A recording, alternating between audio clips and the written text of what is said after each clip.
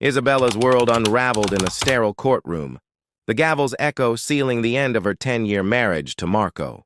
At 34, she was left with a half-empty apartment, a stack of legal bills, and a heart bruised by his infidelity and lies. The divorce had been a storm, public arguments, divided friends, and nights spent sobbing into wine glasses. But as the dust settled, Isabella vowed to rebuild. The first weeks were raw. She wandered her Brooklyn loft, haunted by memories of Marco's laughter and the life they'd planned. Sleep evaded her, so she started running at dawn, the city's quiet streets her only solace. Each step pounded out the pain, his betrayal, her self-doubt. She ran until her lungs burned, reclaiming her body from the wreckage. A friend dragged her to a pottery class, a distraction from the silence. Isabella's hands, trembling at first, found rhythm in the clay. She shaped mugs, bowls, imperfect things that held her focus.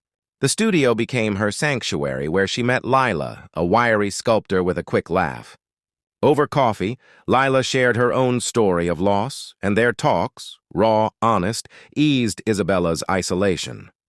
She started small rituals, cooking meals for one, savoring flavors Marco never liked, journaling late at night, spilling fears and dreams onto pages she'd never share. She sold their old furniture, replacing it with thrifted pieces that felt like hers. One evening, she found an old guitar in a pawn shop and began strumming clumsy chords, the music a shaky but freeing expression of her voice. The scars lingered. A song on the radio could still summon Marco's ghost, and she'd catch herself tracing the empty spot where her ring once sat. But the pain dulled. She joined a book club, laughed with strangers who became friends, and even flirted with a shy writer at a cafe, surprised by her own boldness.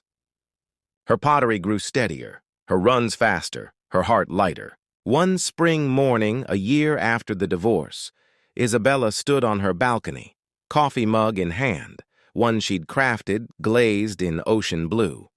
The city hummed below, alive with possibility. She wasn't whole yet, but she was healing, piece by piece, building a life that was hers alone, vibrant and unapologetic.